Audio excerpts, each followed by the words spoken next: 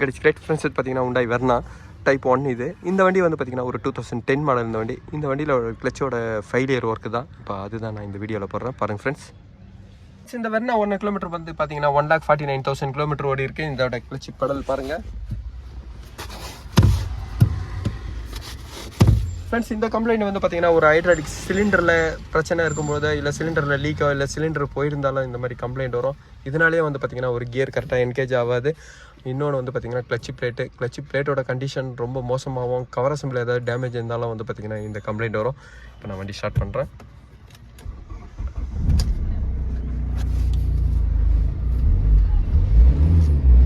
Friends, இந்த வண்டி வந்து பார்த்தீங்கன்னா ஒரு டீசல் இன்ஜின்னு, சுத்தமாக கியர் என்கேஜ் ஆகல. இதுதான் ப்ராப்ளம்.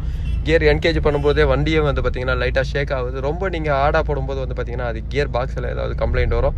இப்போ இந்த வண்டியை நான் வந்து ஃப்ரெண்ட்ஸ் நீங்கள் மூவ் பண்ணணும், இது ஏதாவது ஒரு பிரேக் டவுன் ஆயிடுச்சு, ரன்னிங்கில் போகும்போது ஃபெயிலியர் ஆயிடுச்சு அப்படின்ற கண்டிஷன் வரும்போது வந்து பார்த்தீங்கன்னா நீங்கள் ஃபஸ்ட்டு வண்டி ஆஃப் பண்ணிங்க.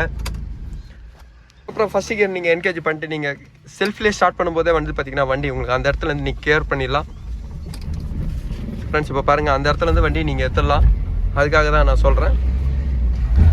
இந்த மாதிரி நீங்கள் ஓட்டும் போது ரன்னிங்கில் மற்ற கியர் எதுவுமே நீங்கள் சேஞ்ச் பண்ண ட்ரை பண்ணாதீங்க. இந்த ஒரு கியர்னால் அந்த ஃபஸ்ட் கியர்லேயே நீங்கள் எடுத்துன்னு வாங்க. ஒரு இடத்துலேருந்து நீங்கள் வண்டியை க்யூர் பண்ணி இன்னொரு இடத்துக்கு எடுத்துகிட்டு வரதுக்காக தான் இந்த மாதிரி பண்ணணும். நீங்கள் இதிலே வேறு கியர் போடும்போது வந்து பார்த்தீங்கன்னா கன்ஃபார்மாக கியர் பாக்ஸ் வந்து உங்களுக்கு டேமேஜ் ஆகும். இந்த வண்டியை வந்து பார்த்தீங்கன்னா இதே மாதிரி தான் எடுத்துன்னு வந்திருக்காங்க. இப்போ நான் இந்த வண்டியோட கிளச் பிளேட்டை நான் ரிமூவ் பண்ணுறேன்.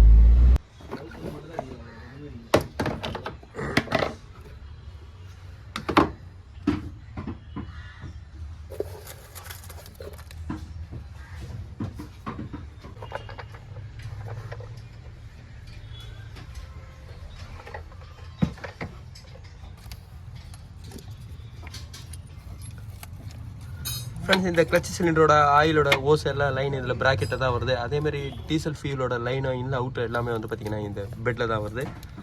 இப்போ நான் பேட்டரி பாக்ஸோட போட்டிங் எல்லாமே போயிட்டு இருக்கிறனால பேட்டரி பாக்ஸை நான் இப்போ ரிமூவ் பண்ணுறேன். வணக்கம் ஃப்ரெண்ட்ஸ். இந்த வண்டியில் வந்து பார்த்தீங்கன்னா ஃபஸ்ட்டு நான் மேலே ஏர் ஃபில்டர் அசம்பிள் ECU எல்லாமே நான் ரிமூவ் பண்ணிட்டேன். இதுக்கப்புறம் வந்து பார்த்தீங்கன்னா பாட்டத்தில் ஃப்ரேமை தான் ரிமூவ் பண்ணோம். இந்த Hyundai வண்டியில் ஃபஸ்ட்டு இந்த மாடலில் வந்த வண்டிங்களெல்லாம் பார்த்தீங்கன்னா ஃப்ரேம் நீங்கள் ரிமூவ் பண்ணால் தான் கியர் பாக்ஸை ரிமூவ் பண்ண முடியும். ஒரு வண்டியோட ஸ்டெபிலிட்டிக்கு, உங்களுக்கு வண்டியோட ஸ்ட்ரென்த்துக்காக கொடுக்கும்போது வந்து பார்த்தீங்கன்னா இந்த மாடலில் வந்து கொஞ்சம் அதிகமாக இருக்கும். அதனால் வந்து பார்த்தீங்கன்னா ஃப்ரேம் இங்கே ஃப்ரண்ட் வரைக்கும் வரும். அதனால் வண்டியோட ஸ்ட்ரென்த்தை வந்து பார்த்தீங்கன்னா அதிகமாக இருக்கும். அந்த கான்செப்ட்டில் ஃபஸ்ட்டு கொடுத்த வண்டி. இப்போ வர மாடலில் வந்து பார்த்தீங்கன்னா நியூ டெக்னாலஜியில் ஒரே ஒரு ஃப்ரேம்லேயே உங்களுக்கு லோயர் ஆம் எல்லாமே உங்களுக்கு ஃபிட் பண்ணுற மாதிரி வருது. கியர் பாக்ஸை தனியாக நீங்கள் ரிமூவ் பண்ணலாம். ஆனால் இந்த வண்டியில் வந்து பார்த்தீங்கன்னா ஃப்ரேமை நீங்கள் ரிமூவ் பண்ணால் தான் வந்து பார்த்தீங்கன்னா கியர் பாக்ஸை ரிமூவ் பண்ண முடியும். இந்த வண்டியில் வந்து பார்த்தீங்கன்னா நான் ஃப்ரேமை ரிமூவ் பண்ணுறேன். ஃப்ரெண்ட்ஸ், இந்த ஃப்ரேமை ரிமூவ் பண்ணால் தான் வந்து பார்த்தீங்கன்னா இந்த கியர் பாக்ஸை ரிமூவ் பண்ண முடியும். ஏன்னா கியர் பாக்ஸோட எண்டு வந்து பார்த்தீங்கன்னா இந்த ஃப்ரேமில் வந்து இடிக்கும்.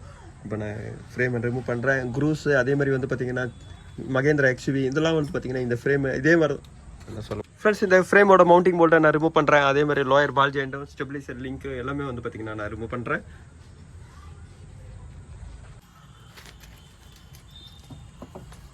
ஃப்ரெண்ட்ஸ், எப்போவுமே வந்து பார்த்தீங்கன்னா இந்த போல்டுங்க அண்டர்சேஸ் பெயிண்ட் எப்போவுமே நீங்கள் ஒரு அடித்து மெயின்டைன் பண்ணிங்க. அப்படி இல்லைன்னும் போது வந்து பார்த்தீங்கன்னா இந்த போல்டு ரஸ்ட் ஆகி உங்களுக்கு அந்த த்ரெட்டே இல்லாமல் போயிடும்.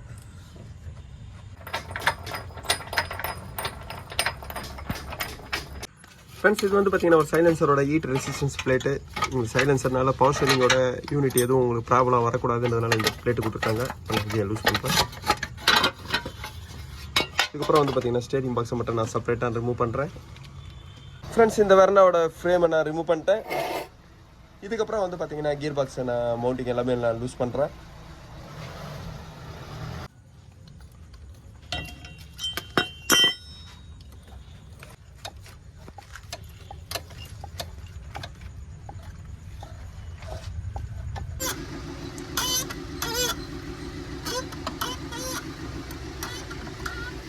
ஃப்ரெண்ட்ஸ், இதோட கியர் பாக்ஸை நான் ரிமூவ் பண்ணிட்டேன். இதோட ரிலீஸ் பேரிங் பாருங்கள் எவ்வளோ டைட்டாக இருக்குது. ஃப்ரெண்ட்ஸ், கிளச் பிளேட்டை நான் ரிமூவ் பண்ணுறேன். இந்த Hyundai Vernaவோட டைப் 1 கிளச் பிளேட் எல்லாமே நான் இப்போ வாங்கிட்டேன்.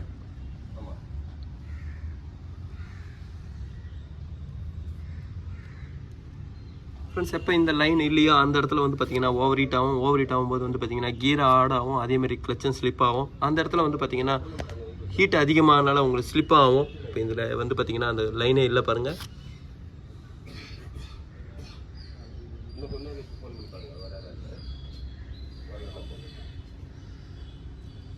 ஃப்ரெண்ட்ஸ் இந்த கிளச் பிளேட் கவர் அசம்பிள் ரெண்டுமே வந்து பார்த்தீங்கன்னா செட்டாக தான் வருது. அதோட ரேட்டு பாருங்கள்.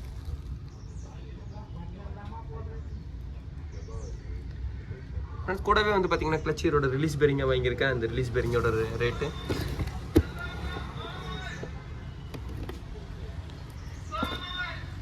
இதோட பார்ட்ஸ் எல்லாமே வந்து பார்த்தீங்கன்னா கஸ்டமர் தான் எனக்கு வாங்கி கொடுத்தாங்க. இதில் கிளச்சோட எம்சி அசம்பிள் அதே மாதிரி கிளச் எஸ்சி அசம்பிள் ரெண்டுத்தையும் நான் வந்து பார்த்தீங்கன்னா சேஞ்ச் பண்ணுறேன். ரெண்டுமே வந்து பார்த்தீங்கன்னா ஆஃப்டர் மார்க்கெட் தான் இப்போ நான் ஃபிட் பண்ணுறேன்.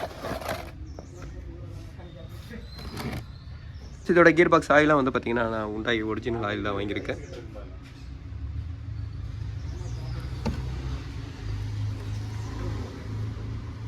இதோட ஃப்ளைவீல் வந்து பார்த்தீங்கன்னா நான் இதே தான் நான் ஃபிட் பண்ணுறேன். எப்போவுமே கிளச் பிளேட் வந்து பார்த்தீங்கன்னா உங்களுக்கு வேர் அவுட் ஆனதுக்கப்புறம் அதை ஸ்லிப்பாகியே நீங்கள் ஓட்டி டெம்பரேச்சர் அதிகமாகும் போது இந்த ஃப்ளைவீல் வந்து பார்த்தீங்கன்னா ஒரு ப்ளூ கலரில் ஸ்லிப்பாகி ஆகிடும். அந்த மாதிரி கண்டிஷன் வரும்போது நீங்கள் இந்த ஃப்ளைவீலை சேஞ்ச் பண்ணலாம். இல்லைன்னும் போது நீங்கள் ஒரு செட்டாக நீங்கள் சேஞ்ச் பண்ணுற ப்ரொசீஜராக கம்பெனியோட ப்ரொசீஜராக பண்ணுறீங்கன்னா கூட வந்து பார்த்தீங்கன்னா ஃப்ளைவீல் சேஞ்ச் பண்ணலாம். இதோட ஃப்ளைவீலோட கண்டிஷன் வந்து பார்த்தீங்கன்னா நல்லா தான் இருக்குது. இதை நான் ஃபுல்லாக நான் இப்போ க்ளீன் பண்ணுறேன். அதேமாதிரி ரஃப்பும் பண்ணுறேன்.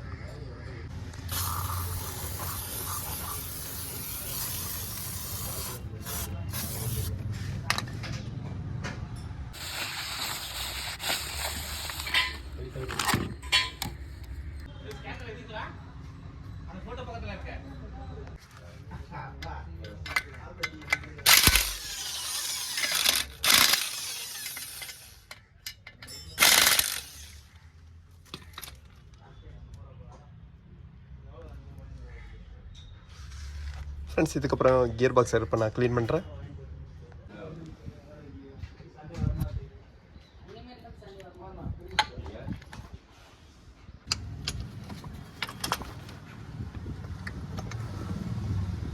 ஃப்ரெண்ட்ஸ் இப்போ கிளச்சி சிலிண்டர் அதே மாதிரி பெட் எல்லாம் நான் ஃபிட் பண்ணதுக்கப்புறம் வந்து பார்த்தீங்கன்னா ஃப்ரேமை நான் இப்போ ஃபிட் பண்ணிட்டேன்.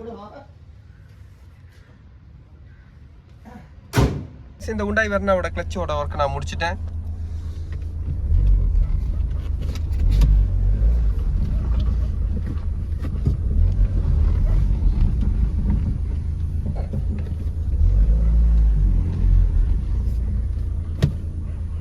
ஃப்ரெண்ட்ஸ் இப்போ கிளச்சை ஃப்ரீ பண்ணும்போது வந்து பார்த்தீங்கன்னா அந்த இன்புட் ஷாஃப்ட் ஸ்லீவ்லாம் ஃப்ரீ பண்ணும்போது அந்த கிளச் எப்போவுமே ஃப்ரீயாக தான் இருக்கும்.